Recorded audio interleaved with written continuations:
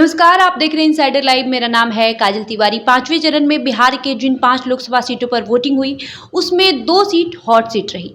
सारण और हाजीपुर सीट की बात कर रहे हैं। सारण और हाजीपुर सीट की बात चर्चा केवल बिहार में ही नहीं बल्कि पूरे देश भर में हुई।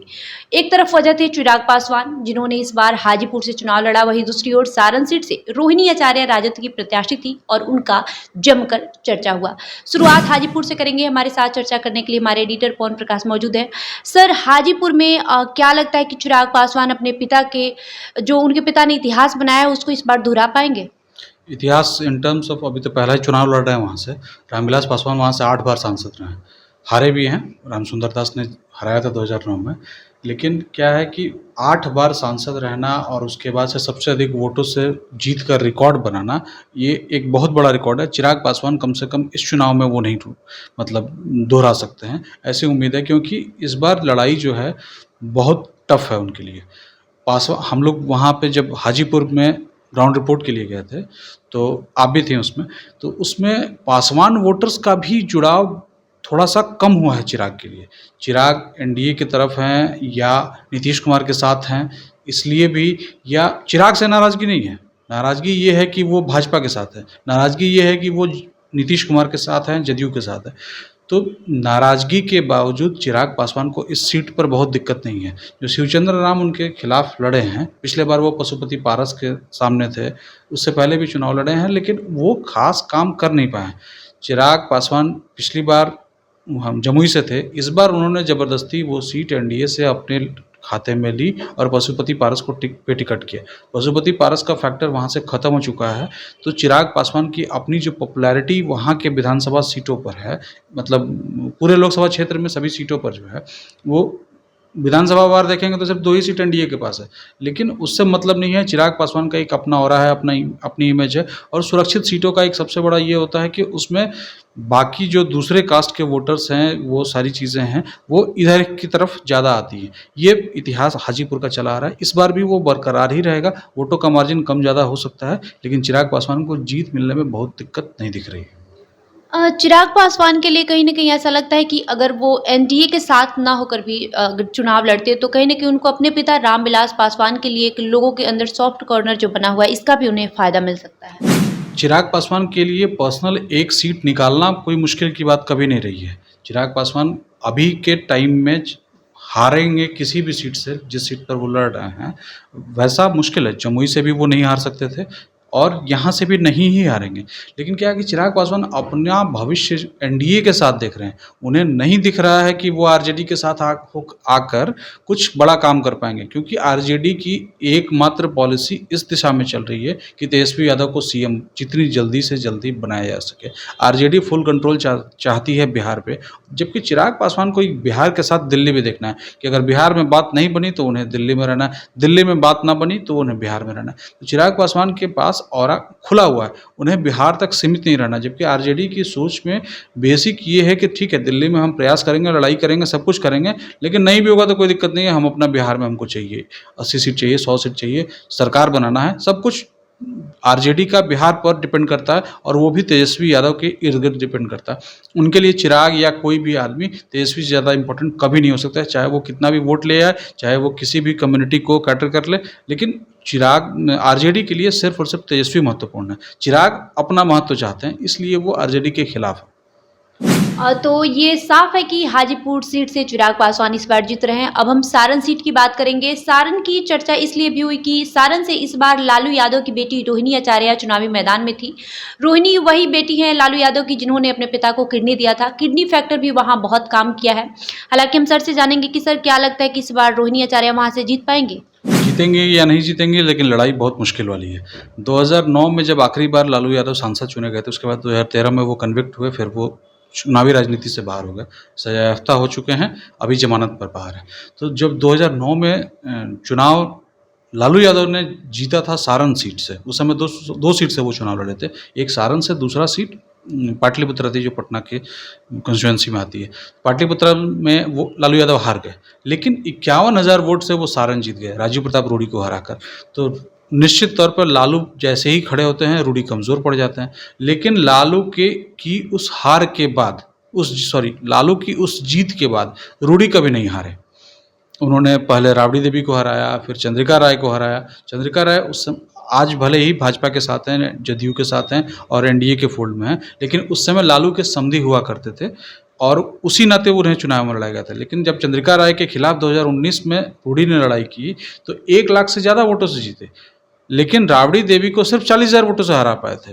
तो इस बार रोहिणी आचार्य हैं जो राबड़ी और चंद्रिका दोनों से अधिक टक्कर दे रही हैं, तो इसलिए वहाँ का मुकाबला बहुत क्लोज है। रूडी हो सकता हो निकल जाए 10,000, 20,000, 50,000 वोट से या 40,000 वोट से, जितने भी वोटों से, या ये भी हो सकता है कि रोहिणी उतने ही वोटों से आगे निकल जाए, क्योंकि लालू भी जीते थे तो बहुत बड़ी मार्जिन बहुत ज़्यादा नहीं था, वो सिर्फ 50,000, 51,000 वोट था। तो इस बार भी वही स्थिति कमोबेश दिख रही है। कोई भी दोनों में से कोई भी नेता 30-40,000 वोटों से आगे हो सकता है। फिलहाल कह सकते हैं कि रूडी का पलड़ा थोड़ा सा भारी है, बाकी सारी चीज़ें हुई हैं, लेकिन मतलब किसी को भी क्लीन स्वीप दे देना ये इम्पॉसिबल है सारण सीट पे, क्योंकि वहाँ का कास्ट कम्युनिकेशन बहुत इस बार गड़बड़ हुआ है। भूमिहारों ने वोट किया है रोहिणी के लिए, यादव मुसलमान तो हैं ही, कुशवाहा ने किया है, पासी समाज ने किया है, और भी बहुत सारे वोट इस बार जुड़े हैं उनसे, रोहिणी से। लेकिन कितने नाराज लोग रूडी से हैं ये भी डिपेंड करता है। रूडी से वैसी नाराज़गी नहीं है, उनसे भले ही नाराज़गी हो सकती है किसी बहुत लोगों की, मतलब कई बार सोशल मीडिया पे उनके खिलाफ में वीडियोज़ चलते हैं, सब चीज़ें सामने आती हैं, लेकिन क्या है कि मोदी के नाम पर हो सकता है कि रूडी इस बार पे निकाल जाए, लेकिन अगर निकालेंगे भी तो बहुत मार्जिन जो है वो बहुत छोटा हो। किडनी फैक्टर कितना काम किया है? क्योंकि हम लोग भी सारण में गए थे, ग्राउंड रिपोर्टिंग किया हमने वहाँ जाकर। लोगों के ज़ुबान पर यही बात था कि रोहिणी आचार्य आज सेवा करेंगे, क्योंकि जिस तरीके से उन्होंने अपने पिता को किडनी दिया, ये लोगों के दिमाग में बस गया है। और किडनी फैक्टर को लेकर आपका क्या कहना है?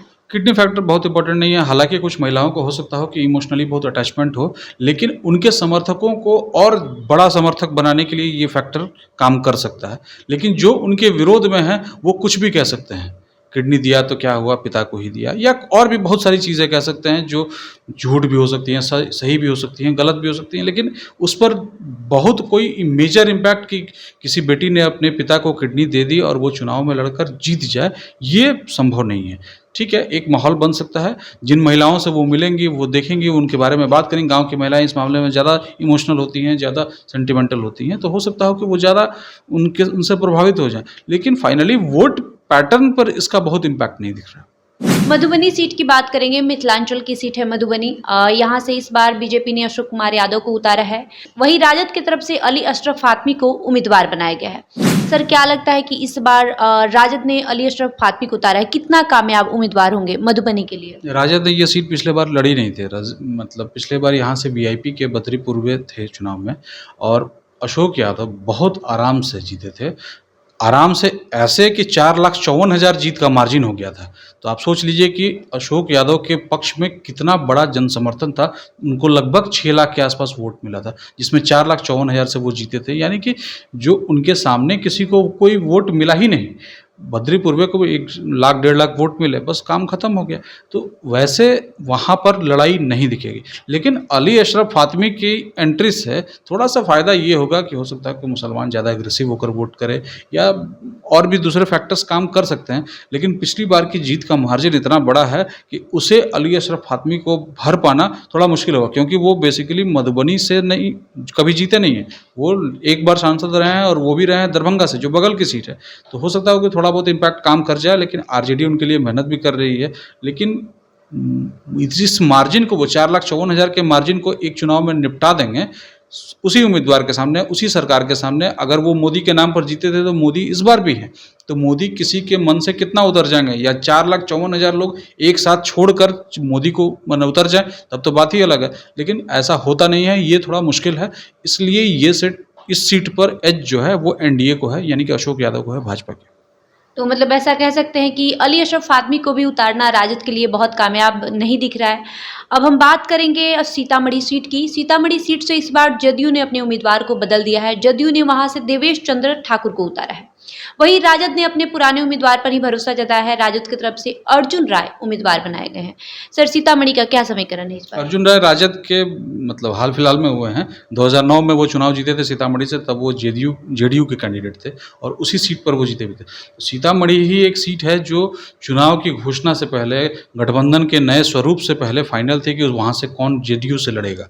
जेडीयू ने उस सीट पर देवेश ठाकुर के नाम की अनाउंसमेंट तब की थी जब ललन सिंह से दिसंबर 2023 में ताज छीन कर नीतीश कुमार ने खुद पहन लिया था, यानी कि खुद पार्टी के राष्ट्रीय अध्यक्ष बन गए थे। तो उसी समय देवेश ठाकुर के नाम की घोषणा हो गई थी, क्योंकि उस सीट पर लड़ाई चल रही थी। उसमें लड़ाई करने वालों में बहुत लोग थे। सुनील कुमार पिंटू भी थे, जो कभी भाजपा के विधायक होते हुए जदयू में शामिल कराए गए 2019 में और जदयू के टिकट पर चुनाव लड़े। उस सीट पर लड़ाई कर रहे थे राणा रणधीर सिंह चौहान भी, जो सीतामढ़ी के जिलाध्यक्ष हैं जदयू के, लेकिन उन्हें भी नहीं मिला। तो जब नहीं मिला, और उस समय जेडीयू और आरजेडी दोनों एक साथ थे, तो अर्जुन राय और राणा रणधीर सिंह चौहान दोनों लोग एक साथ प्रयास कर रहे थे। लेकिन सब कुछ छोड़कर नीतीश कुमार ने देवेश ठाकुर के नाम की घोषणा की और उसे आखिर तक रिटेन रखा। यानी कि सीतामढ़ी सीट सुनील कुमार पिंटू के लिए छोड़ी नहीं, ताकि वो मोदी जी के साथ कोलैबोरेट करके वापस भाजपा में जाकर उस सीट पर चुनाव लड़ जाएं, जो सिटिंग सांसद हैं। तो सुनील कुमार पिंटू के लिए कोई वॉकओवर नहीं मिला, वो सीट देवेश ठाकुर की रही और देवेश ठाकुर वहाँ मजबूती से लड़े हैं। अर्जुन राय के पास कोई भी ऐसा कुछ भी नहीं है बताने को जिससे वो कह सकें कि नहीं, हम इसमें ये फलाना ये कैंडिडेट खराब है, क्योंकि वो खुद उसी पार्टी से आए हैं। वो क्या कहेंगे? पिछला चुनाव भी वो हारे ही हैं, इस बार भी चुनाव हारे ही हैं। कमोबेश स्थिति जो यही है कि देवेश ठाकुर अपना पहला लोकसभा चुनाव जीत सकते हैं। अर्जुन राय को इस बार फिर मुश्किल में ही हैं, वो हार ही उनके नसीब आ सकती है।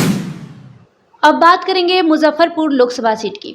इस लोकसभा पर इस तरीके से उम्मीदवार उतारे गए कि शायद जितनी कंफ्यूजन जनता को वहां हुई है उतना किसी लोकसभा सीट पर नहीं हुई होगी, क्योंकि अब पिछली बार वहां से बीजेपी से अजय निषाद ने चुनाव जीता था। दूसरे नंबर पर रहे थे राजभूषण चौधरी। इस बार अजय निषाद का टिकट काटकर बीजेपी ने दूसरे नंबर पर रहे राजभूषण चौधरी को चुनावी मैदान में उतारा है। वहीं बीजेपी से बागी होकर कांग्रेस में आए अजय निषाद को कांग्रेस ने अपना प्रत्याशी बना दिया है। सर, मुजफ्फरपुर सीट पर बहुत उलटफेर करके प्रत्याशियों को उतारा गया है, इसका नतीजा क्या हो सकता है? अजय निषाद के लिए बहुत आसान इस बार नहीं है। पिछला 2 चुनाव जरूर जीते हैं। पिछला चुनाव 4,09,000 वोट से जीते थे, हराए थे राजभूषण चौधरी को। उसके पहले आप याद कीजिए 2014 में आज जिस पार्टी में हैं वो, उस पार्टी के राष्ट्रीय अध्यक्ष अखिलेश प्रसाद सिंह को ही उन्होंने हराया था।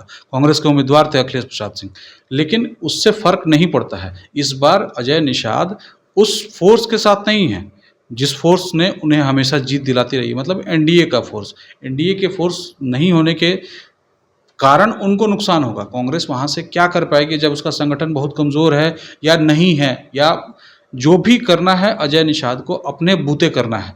तो उन्होंने जितना अपना बना पाया होगा एनडीए में रहते हुए, वो जितना अपना सब कुछ लेके आए होंगे कांग्रेस में, वही उनके लिए एक फोर्स काम करेगा। कास्ट समीकरण उनके लिए पहले की तरह नहीं रहेंगे। जिस सीट पर वो 4 लाख से जीते थे, हो सकता है कि उस सीट पर वो उतने ही वोटों से हार जाए, या उससे थोड़ा कम वोटों से हार जाए, या उससे ज़्यादा कम वोटों से हार जाए, लेकिन जीत उनके लिए आसान नहीं है।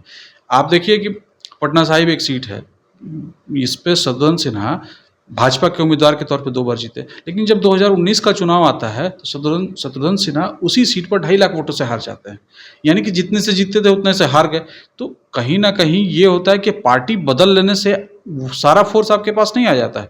वहाँ कौन सा फोर्स काम करता है इस पर डिपेंड करता है। अजय निषाद के लिए मुश्किल ये है कि उनके लिए वो फोर्स काम नहीं कर रहा है, वो फोर्स उनके अगेंस्ट काम करेगा। राजभूषण चौधरी के लिए फ़ायदा ये है कि जो फोर्स उनके अगेंस्ट में पिछले बार उन्हें 4,09,000 वोटों से हराया था, वो फोर्स उनके लिए इस बार काम करेगा।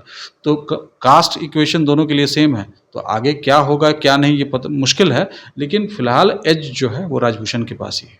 लेकिन सर, जिस तरीके से उम्मीदवारों का चयन हुआ उसे जनता जरूर कंफ्यूज हुई होगी, क्योंकि उम्मीदवार दोनों वही है, बस पार्टी बदल गई है। जनता कंफ्यूज नहीं होती है। जनता को पता है ये पॉलिटिक्स का खेल जनता बखूबी जानती है। जितने दिनों से पॉलिटिशियंस पॉलिटिक्स कर रहे हैं, उतने ही दिनों से जनता भी पॉलिटिक्स कर रही है। वो उसका मूड है, अपने हिसाब से स्विंग होते रहता है। उसको जिस तरफ जिस ओर जाना है वो चली जाती है, और लगभग सारी चीज़ें फिक्स होती हैं। कुछ स्विंग वोटर्स होते हैं, उसी के कारण जीत हार होती है, जब तक कोई बड़ी लहर नहीं चल रही। इस बार कोई लहर नहीं है, तो स्विंग वोटर्स पर बहुत कुछ डिपेंड करेगा। अगर स्विंगिंग एनडीए की तरफ हुई तो एनडीए जीतेगा, स्विंग अगर महागठबंधन की तरफ हो तो महागठबंधन जीतेगा, क्योंकि मुद्दे बड़े नहीं हैं। तो इस बार भी मुजफ्फरपुर में वही कंडीशन है और धीरे धीरे उस दिशा में आप देखेंगे तो राजभूषण को एज मिल रहा है।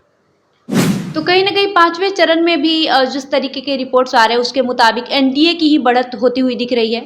हालांकि हम सिर्फ आपसे जो भी बातें बता रहे हैं वो रिपोर्ट्स के हिसाब से ही बता रहे हैं, चुनाव है, परिणाम कुछ भी हो सकता है। बहरहाल आपका इस डिस्कशन पर क्या राय है हमें कमेंट करके ज़रूर बताएं। धन्यवाद।